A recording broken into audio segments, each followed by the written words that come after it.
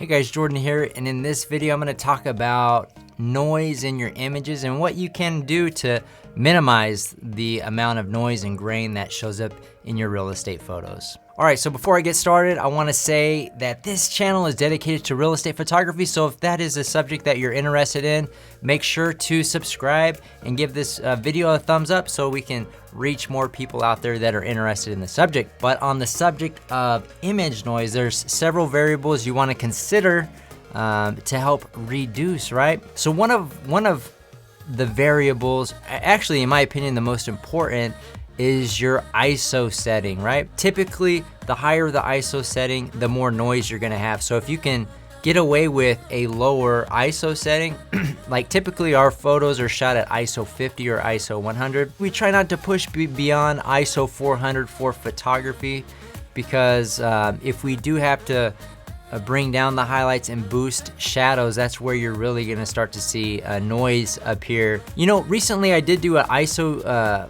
experiment with my the new A7 IV. In my opinion, an acceptable ISO range on that particular camera is 1250 was the ISO setting. Beyond that, it just started to fall apart really fast. So 1250 was usable in my opinion, but depending on the camera that you're using, I think it's important to do a test. Just spend a day and just let me take the same picture, 50, 100, 200, 300, 320, 400, and up, and then boost your shadows, boost your exposure, see how much noise is created at those different ISO settings. So in my opinion, that is the #1 way to reduce the amount of grain in your photos. Now, another thing to consider is the camera that you're shooting with, because definitely not all cameras are created equally. If you're shooting with a really old Canon like a 5D Mark III, from my experience back in the day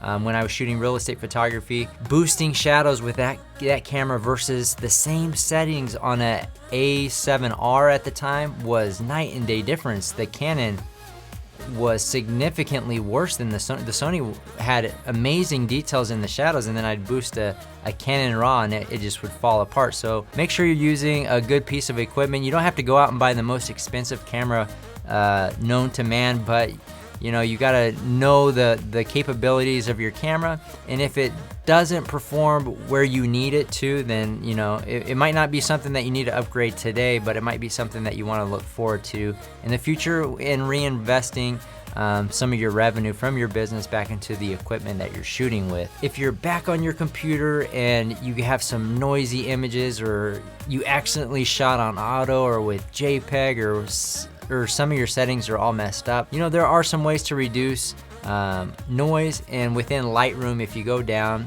they have a noise reduction section. You'll just want to play with those settings to try to fine-tune your image, right? There's no set like you need to have all these settings to have the perfect noise-free image, because a lot of times the result when you use noise reduction, it just makes everything look like Play-Doh almost. It just looks too smooth and it doesn't look realistic. So you want to kind of use it sparingly, I would say. I wouldn't overdo it too much on the noise reduction in the editing software. By far, in my opinion, the biggest variable to low noise is your ISO setting. So anyways, those are some of my thoughts on noise in your images and how to reduce and avoid them. Make sure to hit that like button if you got value. That's gonna do it for this video, and we'll see you guys on the next one.